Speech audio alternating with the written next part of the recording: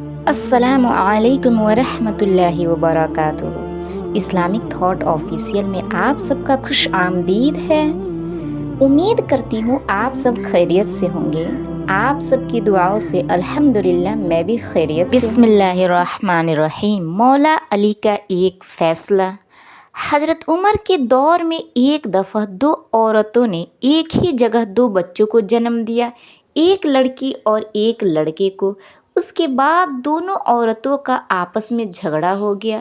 جھگڑا اس بات پر تھا کہ ایک عورت کہتی تھی لڑکا میرا ہے اور لڑکی تمہاری ہے، دوسری کہتی تھی نہیں لڑکا میرا ہے اور لڑکی تمہاری۔ لوگوں نے جب ان کا جھگڑا دیکھا تو ان دونوں عورتوں کو حضرت عمر کے پاس لے گئے اور سارا قصہ بتایا اور کہا آپ ان میں ٹھیک فیصلہ کریں۔ حضرت عمر نے کہا حضرت علی کو بلایا جائے، وہی ان کا ٹھیک فیصلہ کر سکتے ہیں۔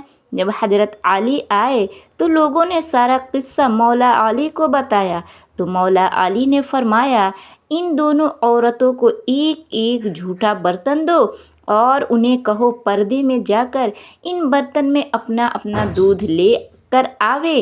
جب ان عورتوں نے دودھ لا کر دیا تو مولا علیہ السلام نے فرمایا کہ ایک میزان لایا جائے۔ جب میزان لایا گیا تو مولا علی نے اس میزان پر دونوں عورتوں کا دودھ رکھ کر بولا تو ایک کا وزن کم تھا دوسرے کا زیادہ۔ مولا علی نے فرمایا کہ جس کے دودھ کا وزن زیادہ ہے اس کا لڑکا ہے اور جس کے دودھ کا وزن کم ہے اس کی لڑکی ہے۔ یہ دیکھ کر لوگوں نے کہا یا علی آپ نے یہ فیصلہ کہاں سے اور کیسے کیا؟ مولا علیہ السلام نے فرمایا قرآن سے۔ سب لوگ اپنے اپنے گھروں میں جا کر قرآن کھول کر دیکھنے لگے کہ کہاں لکھا ہے دودھ والا قصہ۔